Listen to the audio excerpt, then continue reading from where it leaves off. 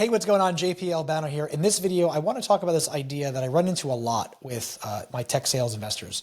And it's an idea that I had early on, right? And it's this idea that, you're in sales, you're making some money, making some good money, money sitting in the bank, and it's collecting dust. Maybe you're earning some couple percentage points in your savings account.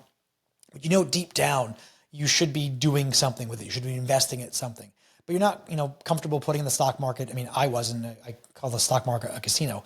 But maybe you want to get involved in real estate, and you have experience buying your house, and you watch a lot of home and garden TV, and you're like, oh look, I'll do a fix and flip, or I'll buy a house and I'll rent it out, right? That's a cool idea.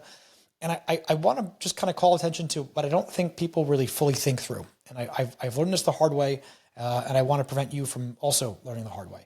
And it's this idea that, if you're really, really good at sales and you're making a lot of money, why don't you keep doing that? Right? Double down, get some sales training, get even better at sales, sell bigger ticket items, right? Do that stuff. And the money that you make, why don't you consider investing in passive income? And the money that you make, why don't you consider putting that in investment where you can earn passive income, ideally multiple passive income streams? And, my vehicle for me personally is multifamily apartments, large apartment complex. I'm not talking about buying a duplex or a quad, or going with your buddies and getting a 12 unit, something like that. I'm talking about getting involved in a 200 unit apartment complex in a growth market. And for a lot of you, you may or may not be living in a high growth market. You may be living in a market that's sort of even or even contracting, right? If you're living in New York or California, it's one of those places, believe it or not. Your population's going the other way around. And instead investing in places where people are coming to, where there's jobs being created, where there's landlord friendly states, that's really important. That's how you lower your risk. This idea that getting into real estate, maybe thinking that getting into an apartment complex deal is overwhelming, you're busy, you don't have time, or it seems too risky. And, the first baby step that you can take in getting in that direction, getting the momentum going would be, logically, get a single family rental, right? Hey, I know there's a house down the street from me. They haven't sold it in a couple of years. I can probably buy it and fix it up and whatever. And I think what people miss out is that becomes a full-time job. You've taken on a job now. And the risk reward for this is relatively minimal. So if you're going to buy a house for a couple $100,000, you're going to have to come out of pocket for probably 50 or $100,000, probably the same amount it will take to become an investor in one of our deals. You're going to have to find the house, find the broker, put offers on the house, find a contractor, get bids, get the work done, or you do it yourself, which is even a worse idea. Get the work done, make sure the work is good, get it all done, and then you either can sell it, right? You flip it, or you put a renter in there. And then you've got to, decide, well, who's managing it? Who's collecting the rent? Who's going to deal with the toilets, tenants, and trash, or when the problems happen when you're on vacation or overnight or whatever, right? And so you're creating more work for yourself. And really, what's the upside here? You're going to put in $100,000 into this house, maybe even more. We're going to lock that up, and then you're going to put a renter in there.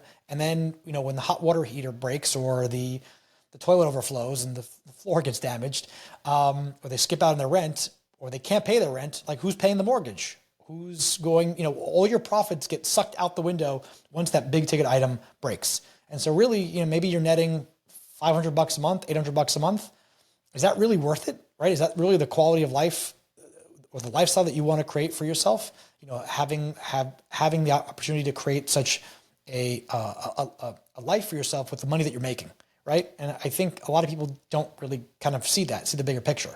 And so I think people get caught up with this idea that, well, look, I know apartments probably is the way to go, but it just seems overwhelming for you to learn that. Well, maybe, but in my opinion, we put a course together where we're teaching investors over the course of a few hours just to learn enough on how to identify great apartment investment deals and know enough so that when they see a deal, maybe one that we present to them, that they're like, yep, that looks good.